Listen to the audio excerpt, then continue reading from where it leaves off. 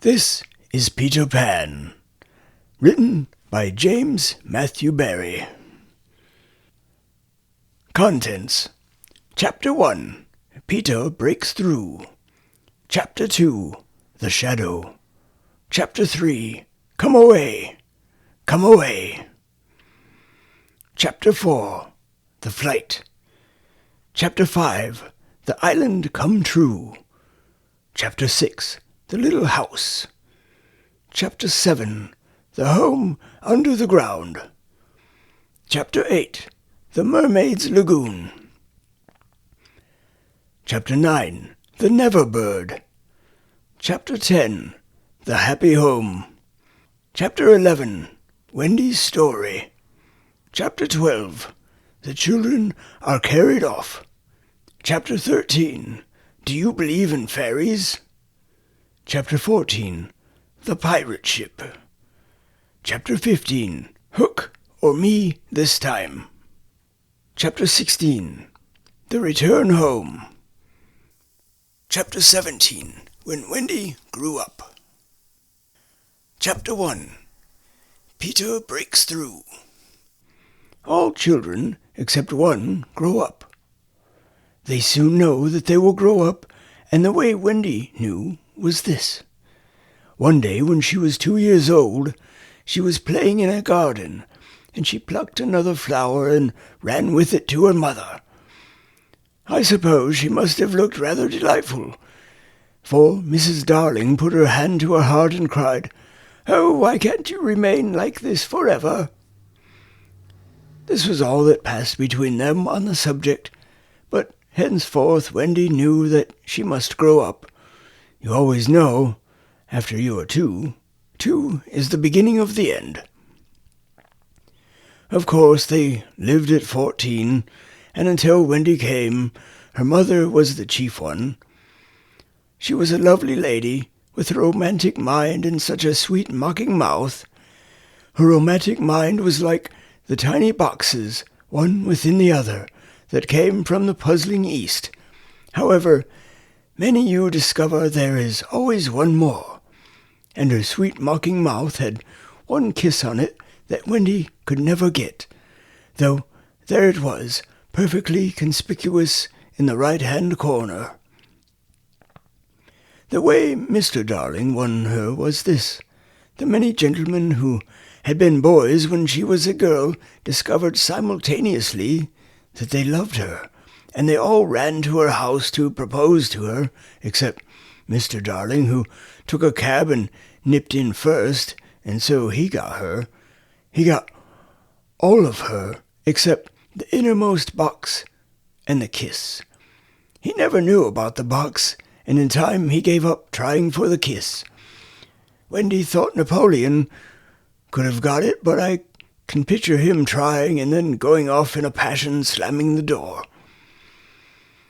Mr. Darling used to boast to Wendy that her mother not only loved him, but respected him. He was one of those deep ones who know about stocks and shares. Of course, no one really knows, but he quite seemed to know, and he often said stocks were up and shares were down in a way that would have made any woman respect him. Mrs. Darling was married and white, and at first she kept the books perfectly, almost gleefully, as if it were a game. Not so much as a Brussels sprout was missing, but by and by whole cauliflowers dropped out, and instead of them there were pictures of babies without faces. She drew them when she should have been totting up. They were Mrs. Darling's guesses. Wendy came first, then John, then Michael. For a week or two after Wendy came, it was doubtful whether they would be able to keep her, as she was another mouth to feed. Mr. Darling was frightfully proud of her, but he was very honorable, and he sat on the edge of Mrs. Darling's bed, holding her hand and calculating expenses, while she looked at him imploringly. She wanted to risk it, come what might, but that was not his way. His way was with a pencil and a piece of paper, and if she confused him with suggestions, he had to begin at the beginning again. "Now, don't interrupt," he would beg her. "I have £1.17 here, and 2.60 and 2 and 6 at the office. I can cut off my coffee at the office, say 10 shillings, making 2.9 and 6. With your 18 and 3 makes 3.97, with 5 not in my checkbook makes 8.97. Who is that moving? 8.97 dot and carry 7. Don't speak, my own. And the pound you lent to that man who came to the door. Quiet. Child, dot and carry child. There, you've done it. Did I say 9.97? Yes, I said 9.97. The question is, can we try it for a year on 9.97? Of course we can, George, she cried. But she was prejudiced in Wendy's favour, and he was really the grander character of the two. "Remember Mumps?" he warned her almost threateningly, and off he went again. "Mumps, £1. That is what I have put down, but I dare say it will be more like 30 shillings. Don't speak. Measles 1.5. German measles half a guinea, makes 2.15.6. Don't waggle your finger. Whooping cough, say 15 shillings, and so on it went, and it added up differently each time. But at last Wendy just got through, with mumps reduced to 12.6, and the 2 kinds of measles treated as one.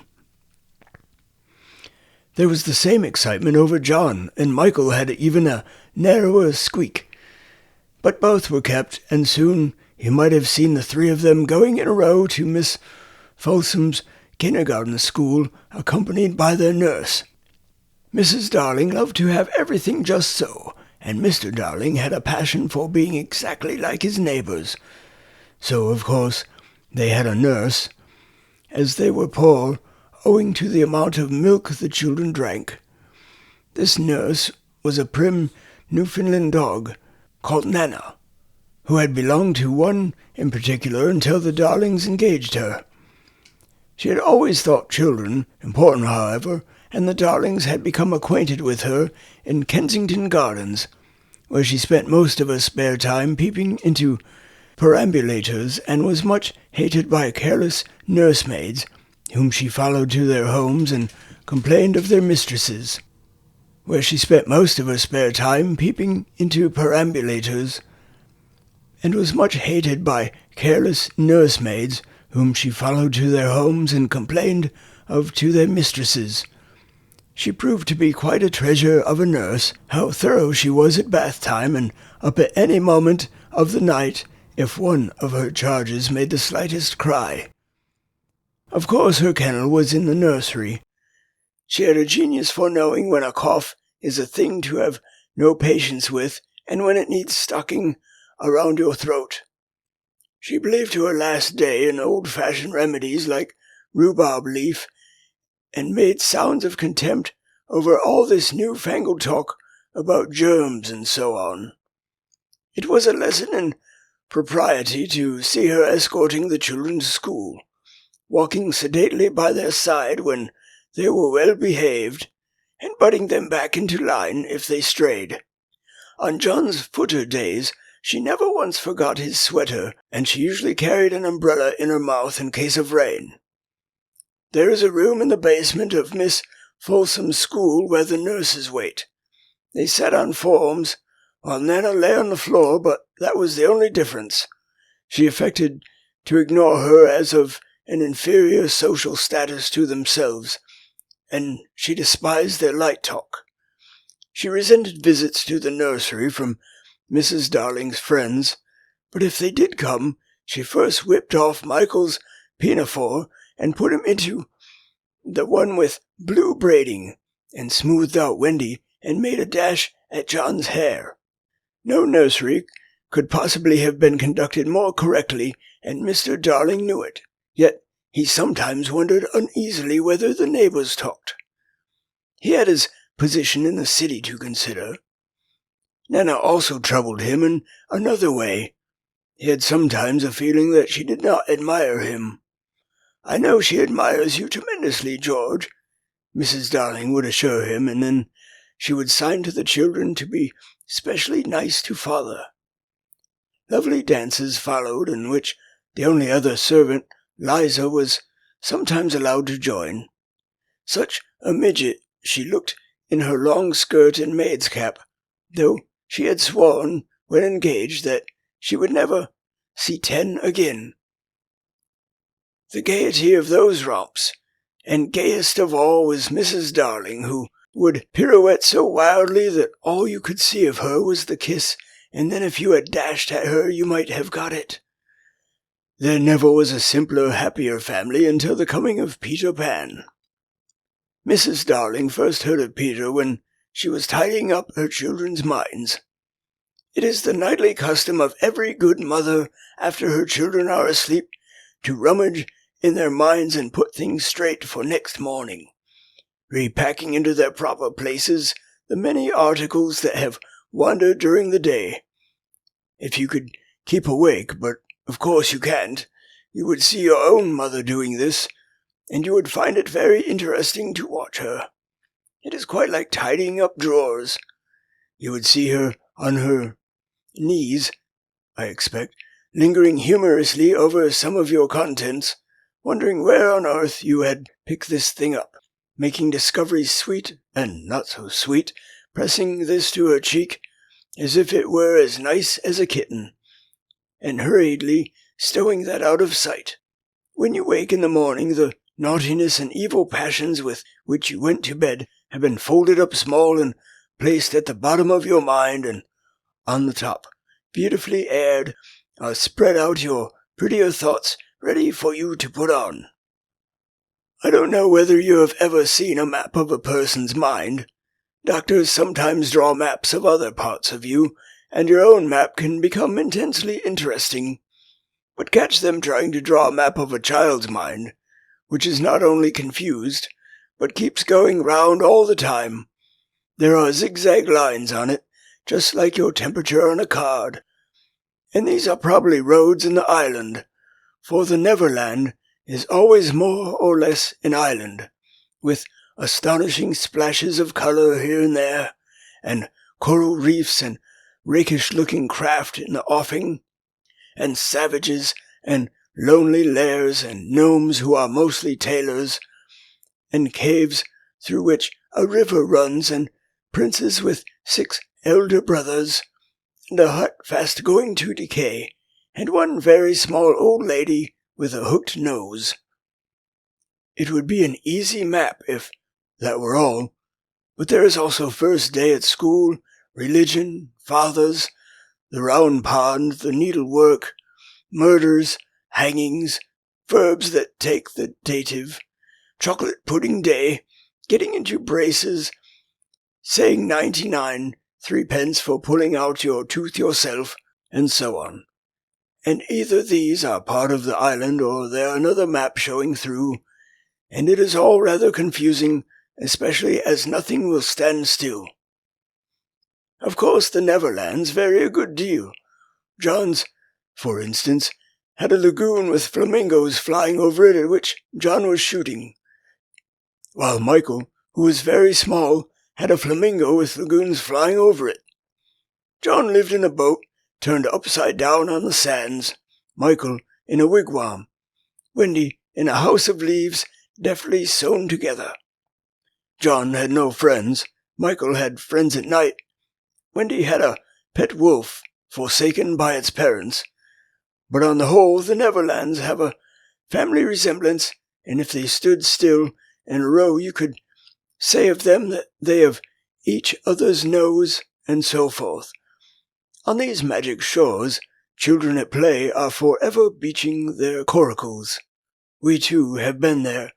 We can still hear the sound of the surf, though we shall land no more.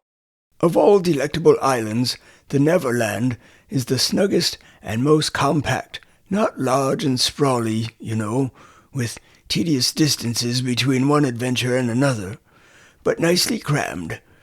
When you play at it by day with the chairs and tablecloth, it is not in the least alarming. but in the 2 minutes before you go to sleep, it becomes very real. That is why there are nightlights. Occasionally, in her travels through her children's minds, Mrs. Darling found things she could not understand, and of these quite the most perplexing was the word Peter. She knew of no Peter, and yet she was here and there in John and Michael's minds, while Wendy's began to be scrawled all over with him. The name stood out in bolder letters than any of the other words, and as Mrs. Darling gazed, she felt that it had an oddly cocky appearance. "Yes, he is rather cocky," Wendy admitted with regret. Her mother had been questioning her. "But who is he, my pet?" "He is Peter Pan, you know, Mother." At first, Mrs. Darling did not know, but after thinking back into her childhood, she just remembered a Peter Pan who was said to live with the fairies. There were odd stories about him, and that when children died, he went part of the way with them, so that they should not be frightened. She had believed in him at the time, but now she was married and full of sense, she quite doubted whether there was any such person. "Besides," she said to Wendy, "he would be grown up by this time."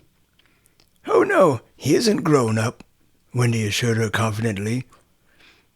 "And he is just my size."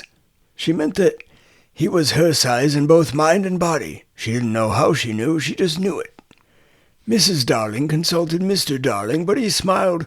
"Pooh-pooh. Mark my words," he said. "It is some nonsense. Nana has been putting into their heads just the sort of idea a dog would have. Leave it alone and it will blow over." But it would not blow over, and soon the troublesome boy gave Mrs. Darling quite a shock. Children have the strangest adventures without being troubled by them. For instance, they may remember to mention a week after the event happened that when they were in the wood they had met their dead father and had a game with him. It was in his casual way that Wendy one morning made a disquieting revelation. Some leaves of a tree had been found on the nursery floor, which certainly were not there when the children went to bed, and Mrs. Darling was puzzling over them when Wendy said with a tolerant smile, "I do believe it is that Peter again." "Whatever do you mean, Wendy?" "It is so naughty of him not to wipe his feet," Wendy said, sighing. She was a tidy child. She explained in quite a matter-of-fact way that she had thought Peter sometimes came to the nursery in the night and sat on the foot of her bed and played on his pipes to her. Unfortunately, she never woke, so she didn't know how she knew. She just knew. "What nonsense you talk, Precious. No one can get into the house without knocking." "I think he comes in by the window," she said. "My love, it is 3 floors up." "Were not the leaves at the foot of the window, Mother?" It was quite true. The leaves had been found very near the window. Mrs. Darling did not know what to think, for it all seemed so natural to Wendy that you could not dismiss it by saying she had been dreaming. "My child," the mother cried, "why did you not tell me of this before?" "I forgot," said Wendy lightly. She was in a hurry to get her breakfast. Oh, surely she must have been dreaming. But, on the other hand, there were the leaves. Mrs. Darling examined them very carefully. They were skeleton leaves, but she was sure they did not come from any tree that grew in England. She crawled about the floor, peering at it with a candle for marks of a strange foot. She rattled the poker up the chimney and tapped the walls. She let down a tape from the window to the pavement, and it was a sheer drop of 30 feet, without so much as a spout to climb up by. Certainly, Wendy had been dreaming. But Wendy had not been dreaming, as the very next night showed, the night on which the extraordinary adventures of these children may be said to have begun. On the night we speak of, all the children were once more in bed. It happened to be Nana's evening off, and Mrs. Darling had bathed them and sung to them till one by one they had let go her hand and slid away into the land of sleep. All were looking so safe and cozy that she smiled at her fears now, and sat down tranquilly by the fire to sew. It was something for Michael, who, on his birthday, was getting into shirts. The fire was warm, however, and the nursery dimly lit by 3 nightlights. And presently the sewing lay on Mrs. Darling's lap. Then her head nodded, oh, so gracefully. She was asleep. Look at the 4 of them.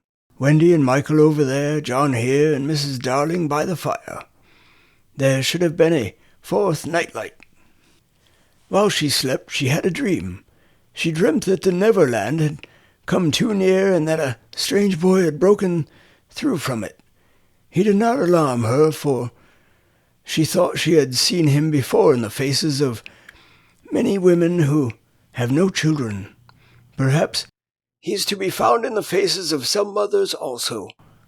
But in her dream, he had rent the film that obscures the Neverland, and she saw Wendy and John and Michael peeping through the gap. The dream by itself would have been a trifle, but while she was dreaming the window of the nursery blew open, and a boy did drop on the floor.